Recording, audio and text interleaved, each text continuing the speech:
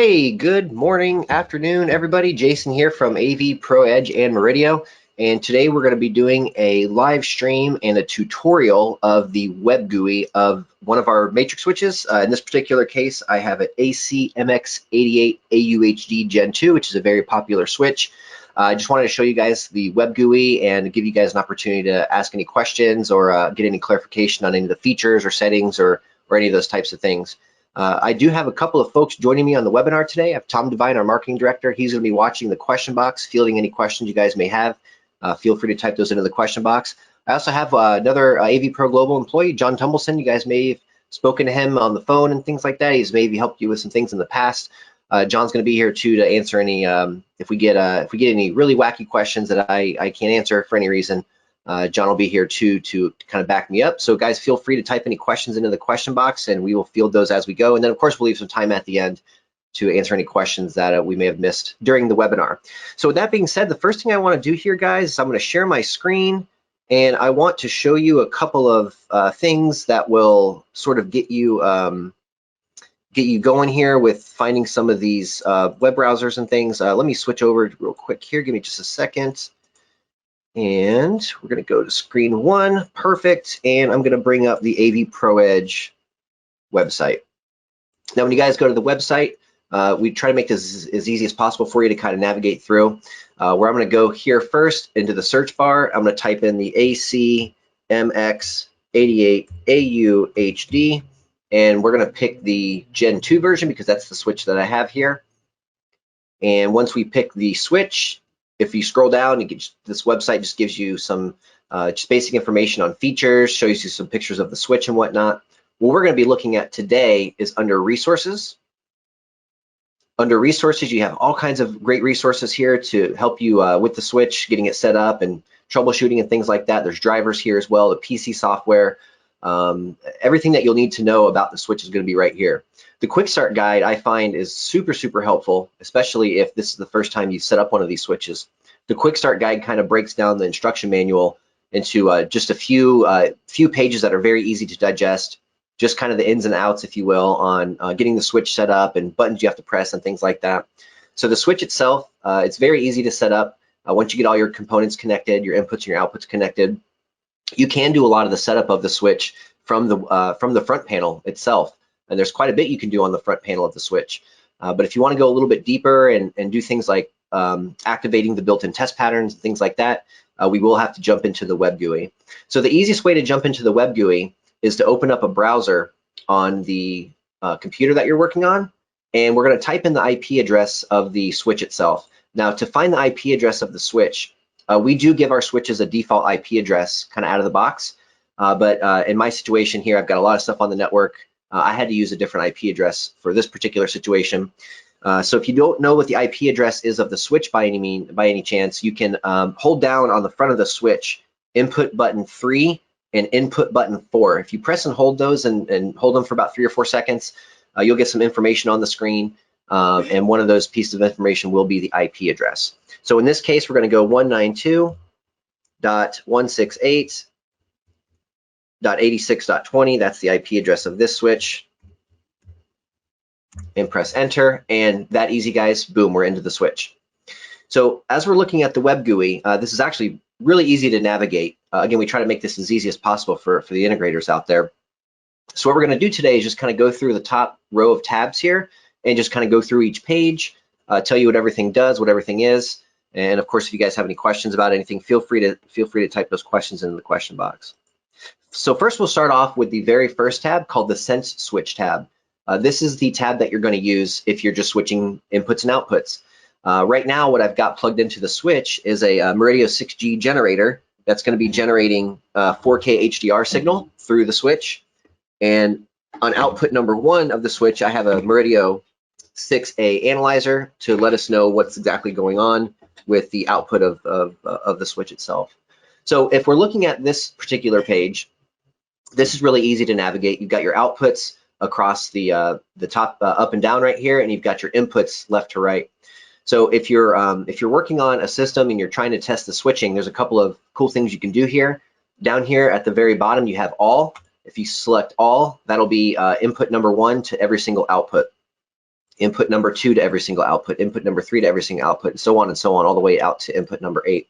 You can also mix and match here. So of course it's a matrix switch, so you could do different inputs for different outputs if you'd like to. So if I wanted input 1 to output 1, and I wanted input 3 to output 2, for example, I want input 2 to output 5, I can literally mix and match these as much as I want. And that's one of the beauties behind a matrix switch, is that one of the big things that differentiates it from a simple splitter is I can look at any source on any output with the matrix switch versus a splitter where you have to look at the same input on all the outputs. So this gives you a lot more freedom to do things. And this is really the backbone of a normal, everyday video distribution system. So this page is really easy to navigate, guys. This is literally just picking inputs and outputs. You can also pick inputs and outputs on the front panel controls as well. And of course, if you are working with Control4 or Crestron or any of the big, Josh AI or RTI, Savant, any of those URC, all the big control systems, we work with those guys as well too. So if you do have, if you are say a Control4 dealer and you use one of our switches, rest assured that our switch can be controlled by the Control4 system as well. So this can be done manually on the front panel. It can be done in the web GUI as you're seeing right now. The matrix switch also comes with a little IR remote with inputs and outputs, so you can control this switch many different ways. The most common thing that we see though with integrators around the country and around the world is that most integrators are using some sort of home automation system, and of course that we do work nicely with all of the majors. And guys, maybe there's a new automation system. Our API, we make it available. So if there's a new system or something that you're interested in having us partner up with or anything like that, feel free to reach out, and we can certainly look into that. But our API is available and our drivers are available, and we try to make this stuff as open as possible. Okay, no questions so far. So next we'll move on to the link info page.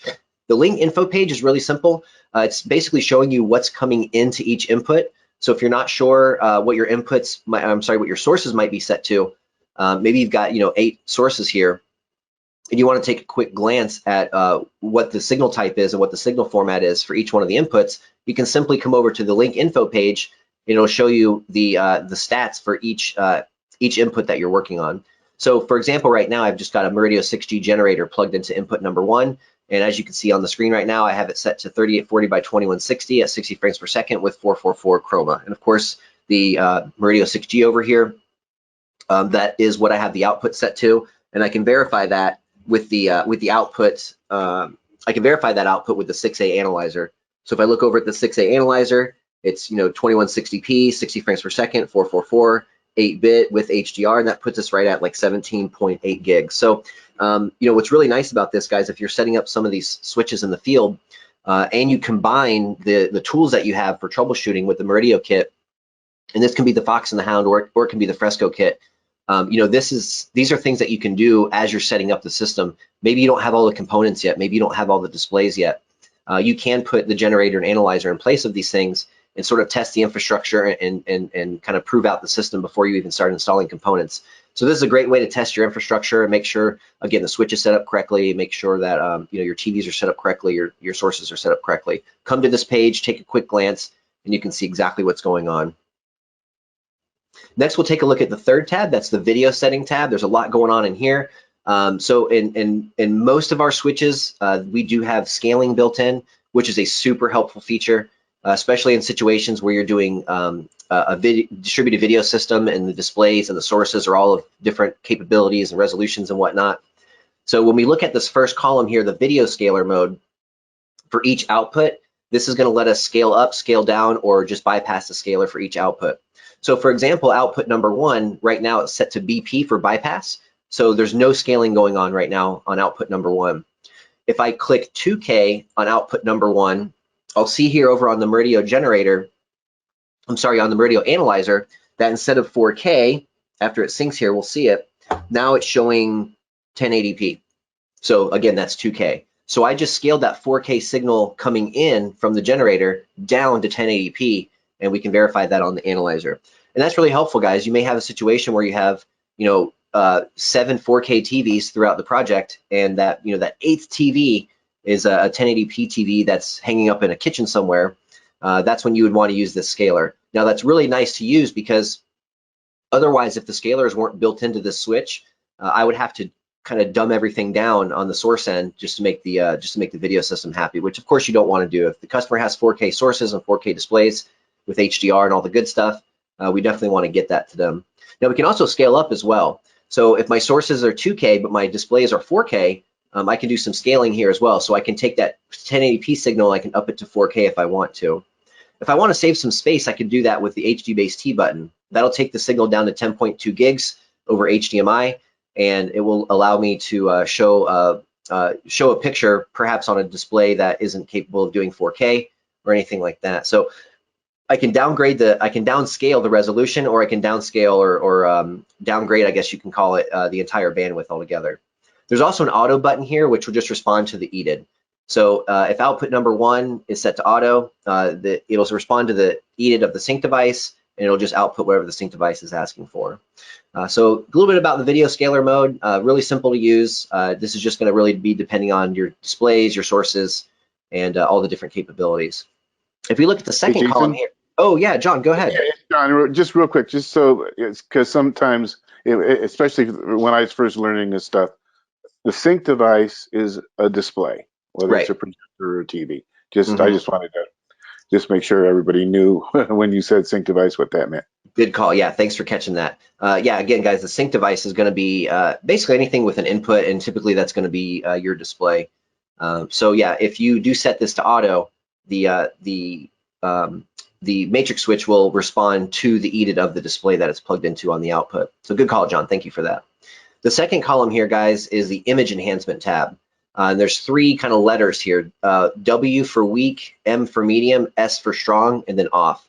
There are going to be some cases sometimes, guys, where you want to enhance the image, and that a lot of times that comes from the scaling. So if you're trying to scale up a 1080p signal to a 4K display, and let's say the display is really big, like 75, 85 inches, this image enhancement function will sort of sharpen the picture for you, so it doesn't look so much like it's upscaled. It doesn't give it that kind of soft, fuzzy look that we see a lot in upscaling. And we do give you 3 choices for that: weak, medium, and strong. So if you want to enhance the image, if it's a low-res image on a high-res screen, a very large screen, you might want to toggle between these 3 settings here, and kind of just take a look at the picture and determine whether this is even needed or not. Now, on a smaller display, the image enhancement might not be needed. So you can just leave it off here too, which is nice. I've done some experimenting with this myself, watching some 1080p sources on a 4K display, and just depending on the source and how soft it might be, maybe it's from a cable box, which tends to look very, very soft. In general, you might end up using this feature, but it is there in case you need it. The third column here is the output signal generator. So every single output on the matrix switch has a built-in test pattern generator. It's nothing like you'd see in the Meridio 6G where you have multiple test patterns and things like that. It's just a color bar pattern that will verify that the signal is getting to the display. So if I wanted to turn on the signal generator output for number 1, I can do that. And we'll take a look over here at the Meridio 6A analyzer, and we will see some color bars on the screen. If I turn the test generator off, then we're back to the image that we started off with from the 6G generator, because again, that's acting as our source. Now the last column here is HDMI output stream. If you have any reason at all to just turn off the output of any of these outputs, again, this is an 8x8, so there's 8 outputs. If you needed to, for some reason, disable any of those outputs, you certainly could do that here. John, if you're here, can you think of a good use case or a good reason why you'd want to turn the HDMI output off on any of the switches? I mean, it's just sometimes you don't want, well, let's say, for example, if you're using a control system, you don't want to accidentally try to send a signal to a black hole, so to speak.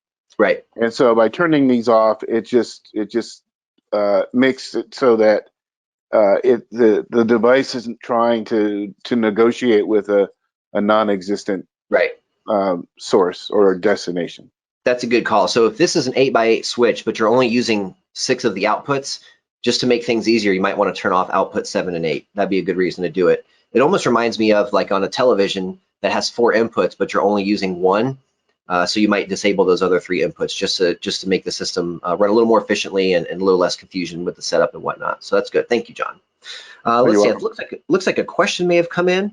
Let's take a look at the question box real quick. Will you be sharing the recording of this, Deval? Yes, we definitely will. Chris, actually, John, this is a good question you can probably help with. Chris asks, oh yeah, we do, Chris. Yeah, so Chris asks, do we provide the C4 drivers? He said he just checked on Composer Pro and he couldn't find them by searching AV Pro. Chris, yes, the drivers are absolutely available. John, you may have some more input on where those drivers are and how to get them. Are they on the website? Well, they are on our website. Perfect. Currently, and they will there will be officially blessed versions on C4's website coming soon. It isn't there yet, but eventually they will be in the C4 driver library as well, the official C4 driver library. So you'll be able to get it either way. But right now, you could just go to our website, and I believe you just click on resources, if I'm not mistaken, or you can do it right from there, where you can just click on drivers when you're on the specific switch that you're looking for, and everything will be in there. Perfect. Yeah.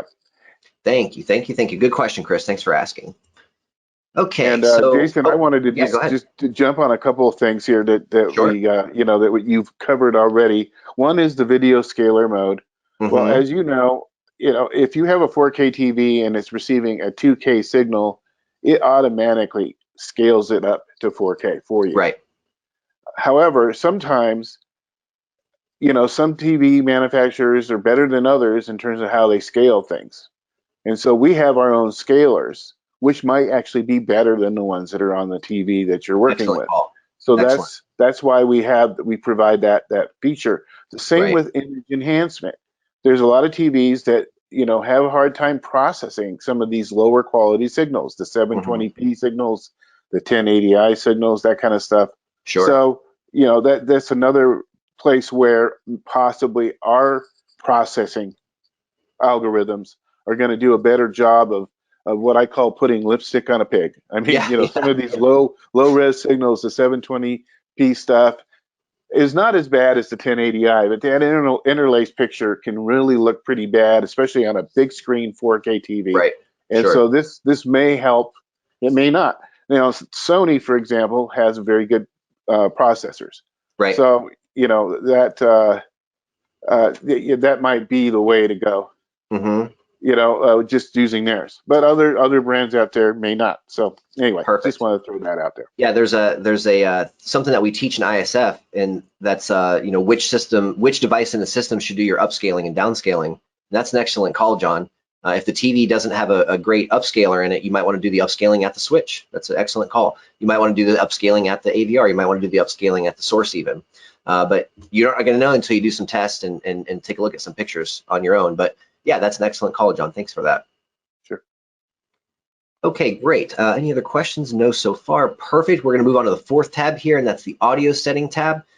This is a very, very handy tool, guys. If you ever get that complaint from the customer that the lips don't match up with the voice, we know that commonly as a lip sync error. We do have some audio delay built into this switch. So if you're having a problem with the lip sync and the lips not matching up to the voice or whatnot, you can come into this page, and then there's 7 or 8 presets here for different delay times, and then of course you have BP for bypass. So if you do have any lip sync errors, you can come in here and try some of these different presets and hopefully get everything synced back up. If you're not having any lip sync errors, no worries. You're just going to want to use the bypass button. Now, what's really interesting is we have our brand new Meridio 7G generator. We'll take a look at that guy real quick. You might be asking, well, how do you know what the lip sync is or what the time delay is? This is a great way to test this. So if we take a look over here on the Meridio website, we've got the 7G generator, which is right here. The 7G generator is an excellent tool to do this measurement and to do this test. We actually have a lip sync video right here, how to test it on YouTube. So feel free to check that out. But really, at the end of the day, it's really simple. The 7G generator comes with a little light diode that sticks to the front of the screen with a little suction cup, and there's a small microphone that you would attach near or on the speaker. You run the test, and the test will tell you that the audio is behind by this amount of time. So now you know what the time duration is, so you can come back over here to the matrix switch and you can make that adjustment right there at the switch. So another handy tool, another thing that will help you kind of troubleshoot and fix some of these problems that you might see. Now on the output side over here under audio status, you can turn just the audio off or on for that specific output. So again, if you're using an input that you might not ever need the audio, you want to make things a little bit easier on yourself, you can turn the audio stream for each output completely off if you want to. And that might be desired sometimes if you're doing a system maybe in a restaurant or something, or in an office where there's a TV or a display like in the lobby that never plays any sound, and you don't want sound to ever play on that TV, then you can just go ahead and cut the audio off right here at the matrix switch. Cool. Okay, we'll move on to the next tab, and that's the audio matrix tab. What's really one of the really cool things about this switch is we can fully matrix the audio outputs as well. So if we're looking at this grid right here, this acts basically just like the signal sensing switch tab over here at the beginning. But in this case, we're just talking about the audio. Now, there's a couple of things that you may want to do with the audio. You may want to fully matrix the audio. So the audio from input 1 goes to output number 1, things like that. And this really is something that you might see in a big home or a bar or a restaurant. And then you can also do what's called bind to output and bind to input. So John, if you could, let's talk a little bit about bind to output and bind to input, and why and when you would use these two things. Sure, and yeah, we can also kind of go over the use cases. Sure. Okay, so let's the first thing I'll do is just go ahead and click on matrix just for the heck of it. Sure. And we'll just start with this one. This is a situation where, let's say you are not using an audio matrix external or separate audio matrix system, such as, let's say, a Control 4 audio matrix or a Rust Sound or one of those types, or even some of the mixers out there like it's a Serra Forte or the BSS London 100, all those kind of guys. Let's say you're not using something like that. You could, with the matrix mode, matrix the audio signal. So it doesn't really matter. You could have the video signal going to, let's say, zone 1, and it's, so what you're seeing in there on the display is a particular video signal, but you could then matrix the audio signal so that it's coming from input 1. And let's say the video is coming from input 8. Okay, but so you could have in that room, in that zone, a different audio signal than what you're seeing on the display. Right. So in that kind of situation, what you're doing is you're basically taking the audio feeds and which are the connections on the back of the unit. We may want to actually get a picture up of the back of the unit so we can kind of describe that a little better. But in the back of the unit itself, you'll see the audio, they're the Phoenix type connectors. And you'll see them right there, and Jason's got the little highlighter. Yeah, those guys there. Those could be going directly to an amplifier. And then you could be controlling just those amplifiers individually. That's when you would use the matrix mode. So the best use case I can think of, and I actually like to do this at home myself, is I'm watching a football game, but I'm listening to music. Exactly. From a totally different source, right? Exactly. Yeah, that's how that works. Right. Now, the other stuff, the default setting, if we go back to the web interface, the default setting, I'll just give Jason a second here, is the bind to output. And that one basically means, and I'll come up with, here's the basic idea there is that, one, we're dealing with extracted audio. Okay, so we're going to take the audio that's coming in from the source, which is going to be an HDMI audio video signal, right? And we're gonna extract the audio out of that HDMI signal and run it out separately, right? Okay, so your bind to output always follows the HDMI output, so it doesn't matter, what the input is. So in this mode with bind to output, audio 1 and audio output 1 and HDMI output 1 are the same. They're switched together. Okay, so wherever you go, the audio follows.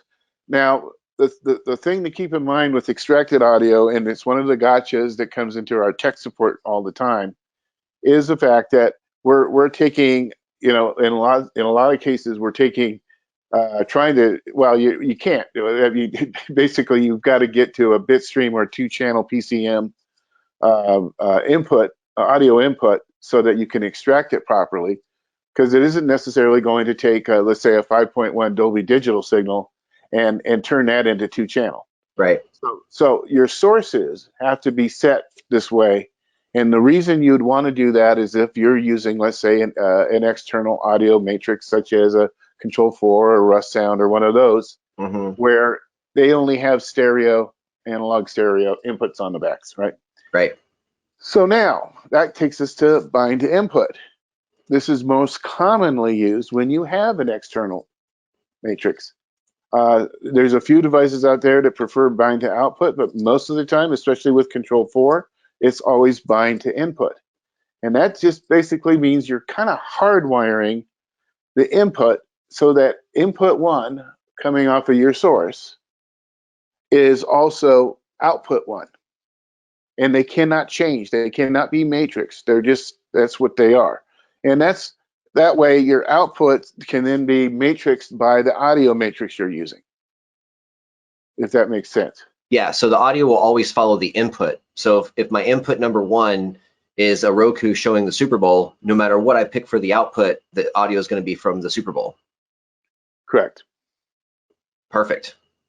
Awesome. A couple questions came in. Let's take a look here. Adam says, is there any formal training to utilize the Meridio? Adam, yes, we do have a couple of Fox and Hound and Meridio trainings on our YouTube page. Go ahead and feel free to search. If you can't find them for any reason, feel free to reach out and we can track those down for you.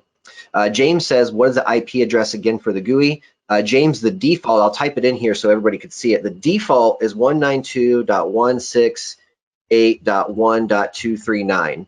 So I'll type that in so everybody can see it, and that is the default. I'm not using the default in my situation, but that is normally the default. And you can change it, and I'll show you how to change that here in what the next few tabs here. And let's say Chris asks, does the audio matrix follow the video by default? John, that's a good question. Does the audio matrix follow the video signal by default, or do you have to do that manually?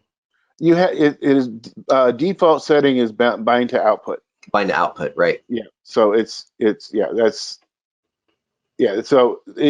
what you just, all you have to do is the bind to output and bind to input settings have nothing to do with the matrix piece on the left. Right. So that's only in matrix mode. So you have to click on the matrix button. So none of the matrix to do this grid over here only matters when you've chosen matrix.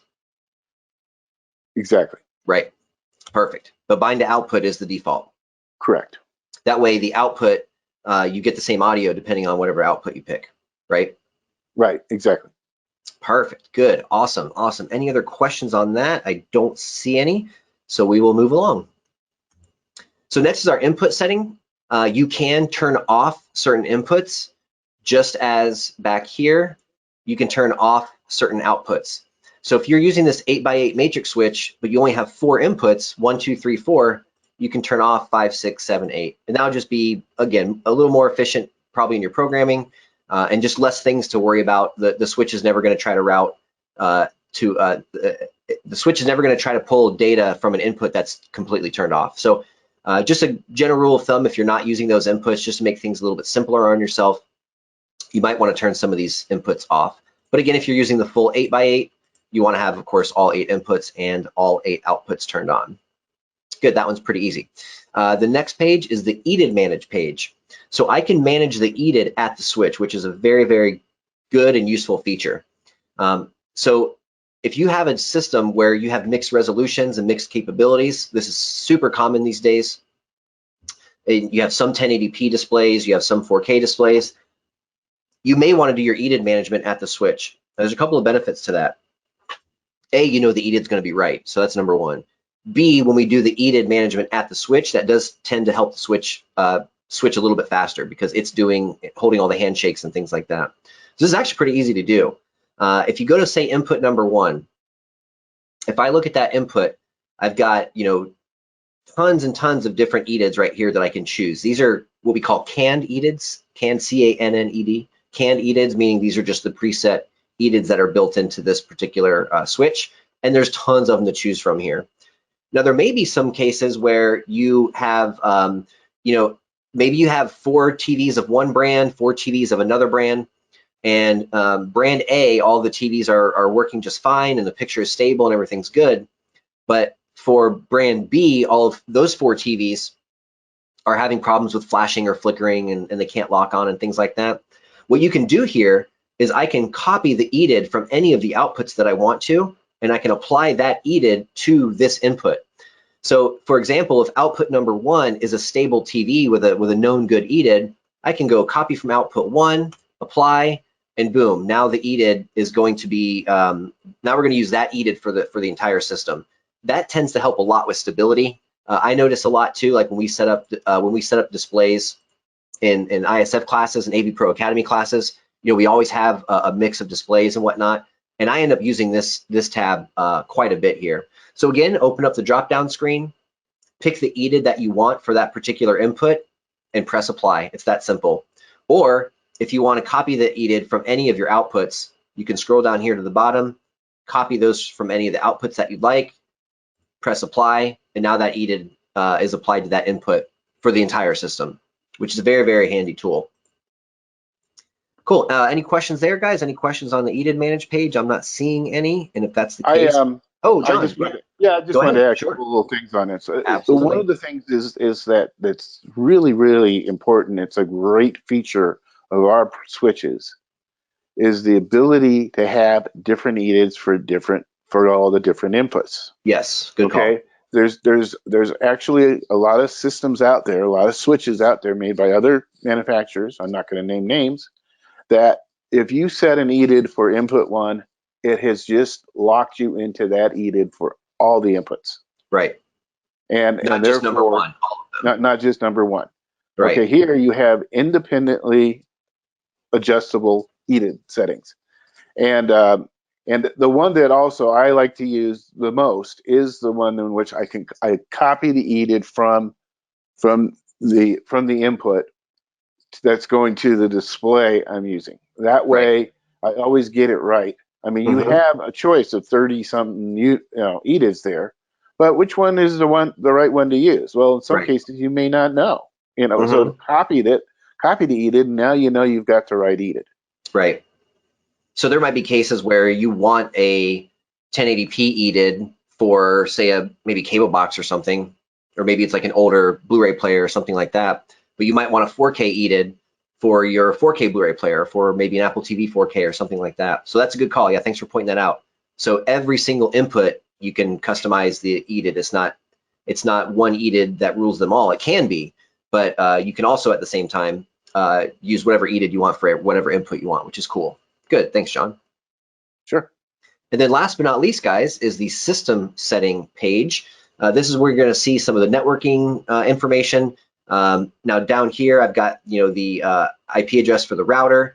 We've got the MAC address of the switch. The IP address again for the switch is here, 192.168.86.20. Again, that by default, that's not the default. That's just what I have mine set to. You've got your subnet down here, and then the IP address of the router. What I like over here, this is really handy when you're setting up a system with lots of inputs and lots of outputs, just to keep things a little more organized and to keep you from going crazy.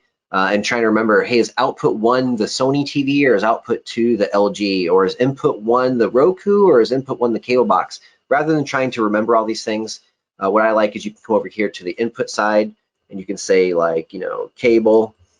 You can go to input number 2, and you can say, Roku, and you can name all these to keep yourself from going insane trying to remember what every single input and what every single output is. So maybe this is DirecTV. Maybe input number 4 is a Blu-ray player. Input 5 is maybe like dad cable, dad's cable box. I know you guys have set these systems up like this before. And then you can come over here and you can say output number 1 is the LG 65-inch.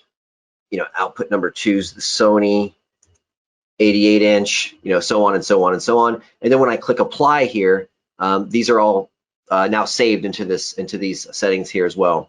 So what's cool about this is if I close out the web GUI here and come back to it, all my names are still here. But don't forget too, guys, this doesn't have to be necessarily from a laptop. if you have the switch on the network and you're on that same network with Wi-Fi, you can certainly use a smartphone or a tablet or whatnot, and it's the same process from there. You open up the browser, you type in the IP address, and you'll get this exact same screen, whether it's a laptop, a tablet, or a smartphone. A couple other things you can do down here. You can turn off DHCP if you want to. Again, you can also do that on the front panel controls with a combination of buttons. Input number 1, input number 4, that'll toggle the DHCP off and on. The IP address, as I mentioned before, you can see that on the front panel as well by holding down the 3 and the 4 button. There's a couple of little shortcuts and tricks like that, but feel free, guys, check out that quick start guide. We have quick start guides for every single one of our products. The quick start guides here will show you exactly what all these different things do. Whether you're using the front panel, it'll show you what buttons to push on the front panel. And then there is a little bit of a tutorial down here on the web GUI as well. So that'll cover some of the stuff we talked about today. I think today we probably went a little more in depth than what's in the quick start guide, but that's okay if the quick start guide doesn't show you the full details that you want to see. You can always look up the regular manual and sift through those pages and find the information that you need. So that being said, guys, that's all I have for you today. Hey, John, Jason? I'm gonna check the question box real quick, and if you have anything to add while I'm checking the questions, Yes. go ahead. Yeah, well, what I wanted you to do is just simply go back over to the Sense Switch Sure, tab, absolutely. Yeah, so definitely. that everybody can see the changes that you made in terms of the labels. Yeah, good call. So as you can see, it automatically populates those buttons now. So now you can actually, customize this switch to that installation. And you can almost use this as if it was a control system to a certain extent. Sure. Your client could actually bring this browser up on their phone or iPad or whatever they might have and be able to do switching. Yeah, cool, good call. So yeah, you guys can see everything that I named here: cable, Roku, DirecTV, Blu-ray, Dad's cable box, and then down the y-axis, if you will, you've got the LG, the Sony, and then so on and so on and so on. So yeah, good call, John. Thanks for pointing that out. Oh, you're welcome. There are a couple questions that came in.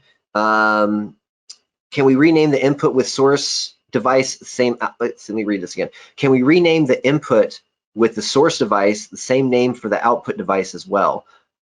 Sure. So you could. I'm racking my brain to try to think of why. So if you want to clear that up for me, maybe I'm just misunderstanding the question. But yeah, you could do that if you want to. Yeah, those are just labels, and you can. Yeah, they're just labels, right? Just, give them any name you want. Yeah, good. And if that's not clear enough for you, I'm sorry, feel free to retype in the question, or we can add to it if we need to.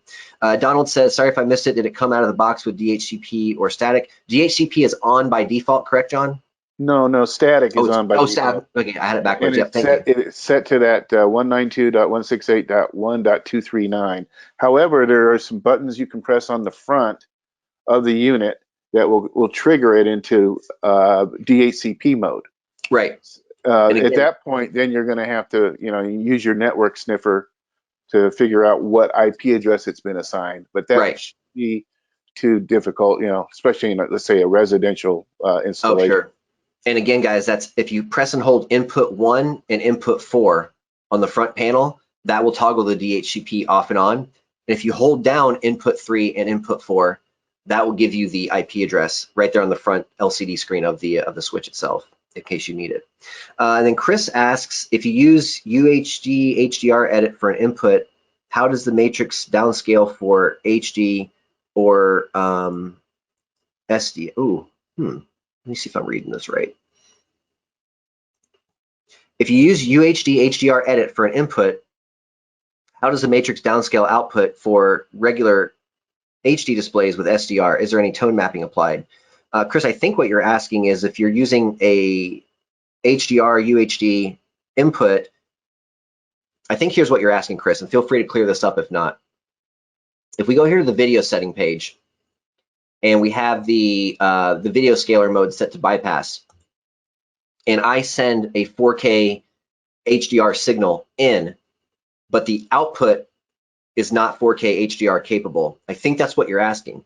And if that's the case, we can go over here and smash the 2K button, and it'll downscale that 4K HDR signal down to normal 1080p SDR HD. So if I check the analyzer right now, the analyzer now says 1920 by 1080, 444, 8-bit, 4.5 gigs, no HDR. So if I do have a 4K input, but not a 4K output, I would come over here to this video scaler, smash the 2K, and then boom, we're good from there. I hope that answers your question. Feel free to type in some more if that doesn't.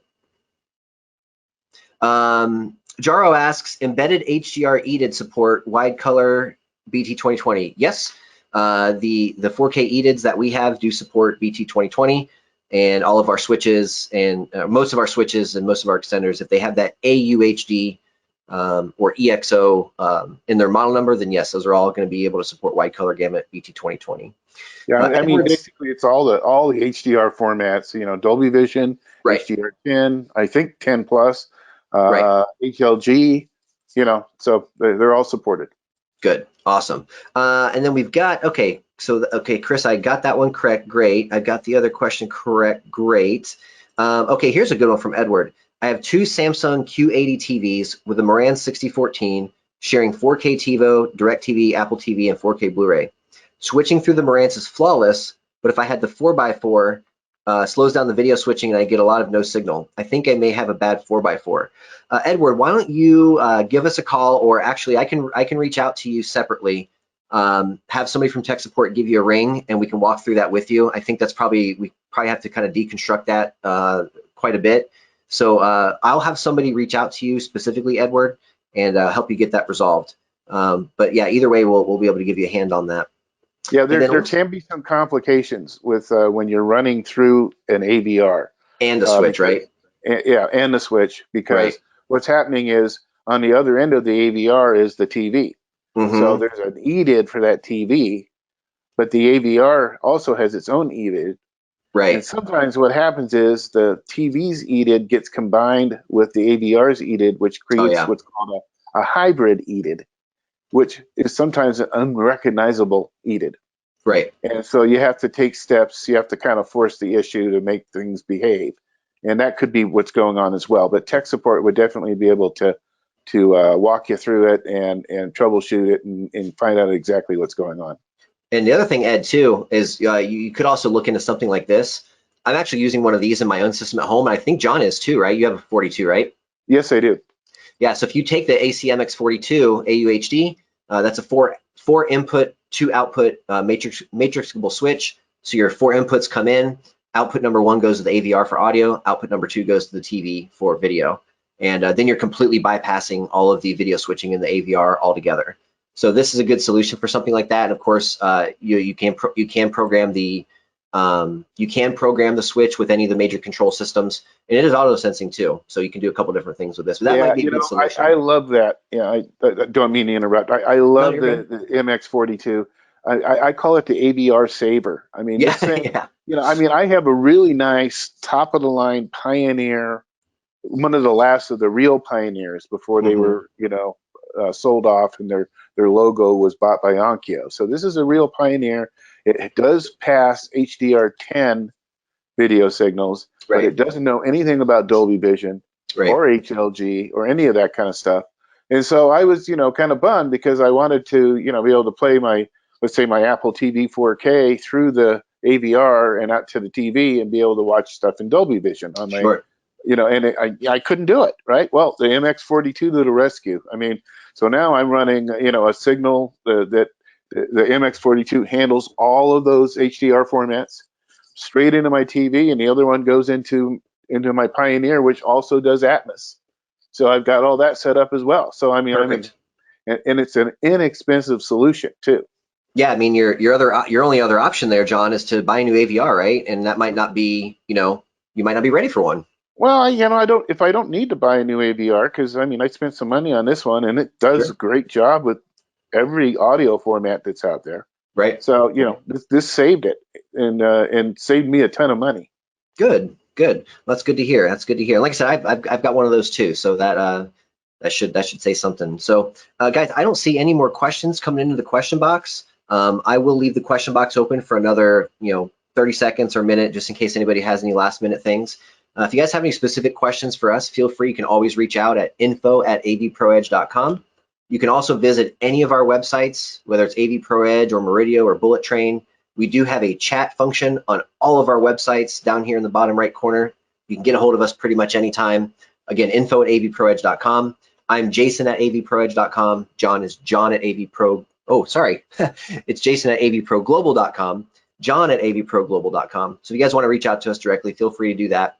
With that being said, guys, I don't see any other questions rolling in. So thank you so much for attending today's tutorial.